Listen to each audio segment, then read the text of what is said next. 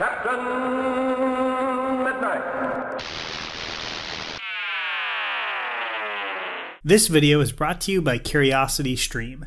Get 2 great streaming services for less than $15 for an entire year using my link in the description.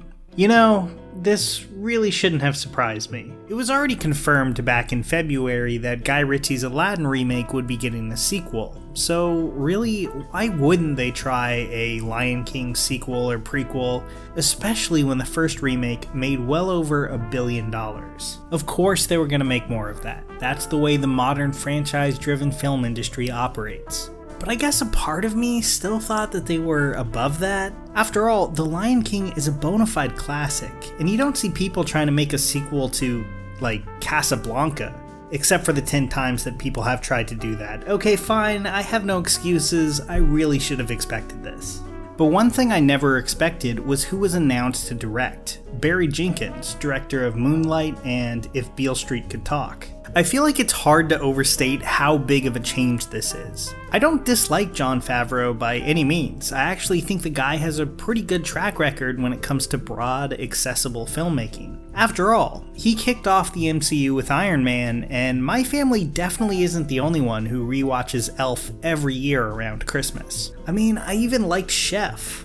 But at the end of the day, he seems like a solid company man. And if Disney wanted a by-the-numbers retelling of Lion King, he was more than happy to make it. But Jenkins, at least so far, is a very different kind of filmmaker. Ever since his first film in 2008, Medicine for Melancholy, Jenkins has been a director very interested in small-scale human stories.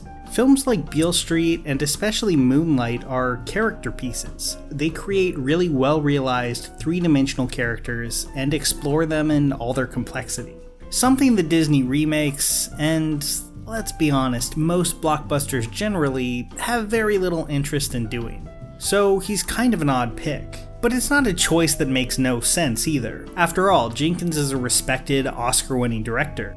And after the mixed critical reception to the remake, it makes perfect sense that Disney would want to up the prestige factor of the next film by hiring him. I guess my biggest surprise was that Jenkins would take the job at all.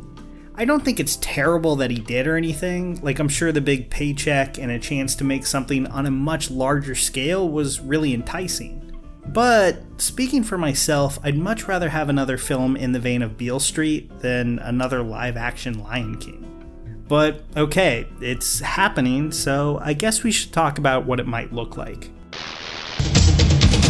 In level 10, they stopped laughing. The Lion King for Sega Genesis and Super NES.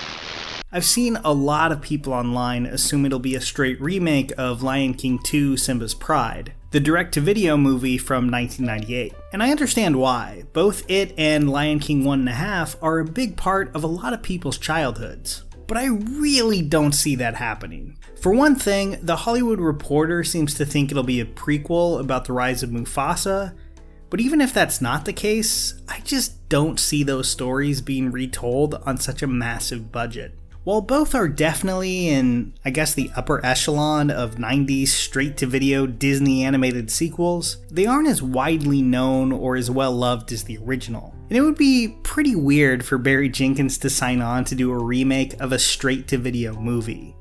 At the end of the day, Simba's Pride just isn't held in the same high regard as that first film. A prequel seems incredibly unnecessary to me, but there is some way that they can do it well. And honestly, the best way to do it might be to take a lot of inspiration from one of the best received sequels ever, The Godfather Part 2. Okay, that probably sounds pretty goofy, but hear me out. That movie covered 2 distinct time periods. It follows up on Michael Corleone after the first film, as he tries to expand his empire into Las Vegas and beyond. And it cuts back to his father Vito as he moves to New York City and begins building that empire. A lot of the power of that film comes from the contrast between Michael and his father. I honestly think The Lion King could do a similar thing. In the narrative of The Lion King, Mufasa is almost less a character than he is a symbol of what Simba is striving to reclaim and live up to. In a new movie, they could dig into that even farther, watching a young Mufasa make mistakes and grow, while we're also watching Simba try to save the Pride Lands after Scar and the hyenas ruined it. Their arcs could play off each other in fun and interesting ways as we jump between time periods. If I was tasked with making another Lion King, that's probably how I'd do it. And I love coming up with movie pitches, but at the same time, I just don't think this movie needs to exist. I'll be fair to Jenkins and hope that he has a story that he really wants to tell here. Hopefully that's the case. But it really looks like the era of the Disney remakes is gonna lead to the era of the Disney remake sequel. And look, speaking for myself, that's just depressing. I don't need a sequel to Beauty and the Beast, and I definitely don't need a sequel to the live-action version. To me, this just feels like a much flashier and more expensive version of Disney's late 90s and early 2000s strategy of pumping out cheap straight-to-video sequels to their classics. Now, the sequels aren't made cheaply anymore, they're probably going to be insanely expensive, but the thinking behind it is the same. Finding more ways to create easy brand extensions of already established IP and drain every cent they can out of these beloved properties. It may be a good short-term strategy, but it makes the film industry feel so much more stagnant. Disney giving great directors hundreds of millions of dollars would be a lot more exciting if it felt like there was a reason for it beyond keeping these old brands alive and profitable. Like maybe Lion King 2 will be great. I hope it is. I would never root for a movie to be bad. But I can easily picture a scenario 10 years from now where we've had live-action film sequels to every Disney property you can think of, but almost nothing new and original from them. And since they're the biggest media company in the world, that just kind of sucks. As you probably already know if you've seen my video on it, the Lion King remake was one of my least favorite films of 2019. It was so lacking in any reason to exist when stood next to the original that I was kind of shocked. If there's any silver lining here, it's that at least this film will be a new story. And hopefully a really good one. I'd love for the film to come out and just be proven totally wrong, with a movie that earns its place alongside the original and expands on it in interesting ways. But what I like even more is for Disney to let talented people like Jenkins make a new original film as good as The Lion King. After my review of the remake, I had a lot of people commenting to say that I was taking it too seriously. After all, isn't it just a kids movie? And while that's true, I think kids deserve better than the reheated leftovers of previous generations.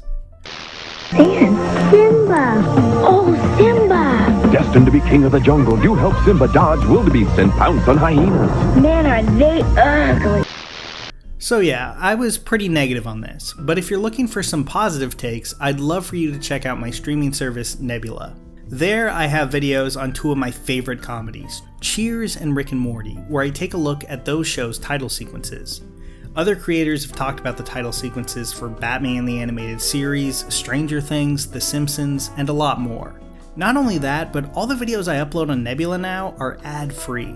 You'll also find videos from channels like H Bomber Guy, Cinema Wins, and Lindsay Ellis, among many others. It's like YouTube without the restrictions of YouTube's algorithm.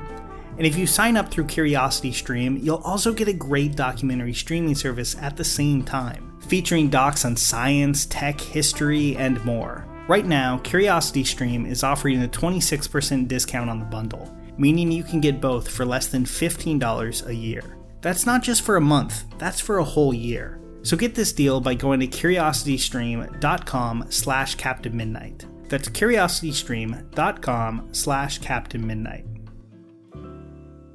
Here's a special tip for the fellas and girls who have not already joined Captain Midnight's new 1940 Flight Patrol. You'd better hurry up and join at once because there's a big adventure ahead. The thing to do now is to get started because we're going to have not only barrels of fun, but loads of free gifts and prizes, too.